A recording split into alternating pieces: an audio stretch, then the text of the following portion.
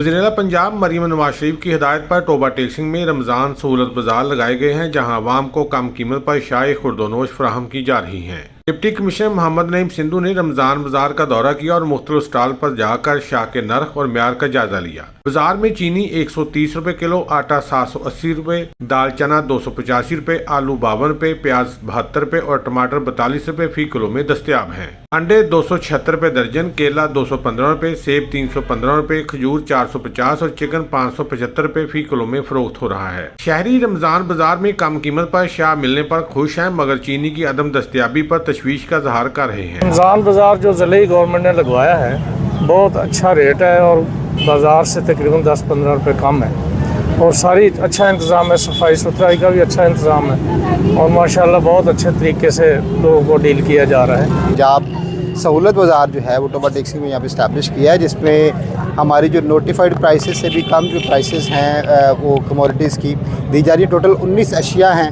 अशिया खुर्दोनोश, जिसमें फल, सब्ज़ियाँ, चिकन, अंडे, चीनी और आटा ये चीज़ें शामिल हैं और ये सस्ती और मयारी जो अशिया है वो फराहम की जा रही है। उसका ज़िले इंतजामिया रमज़ान बाजारों की मुसलसल मॉनिटरिंग कर रही है ताकि शहरियों को सहूलियात में कोई कमी ना रहे। कैमरामैन अली हैदर के साथ सुल्तान महमूद, टोबा टेक्सिंग।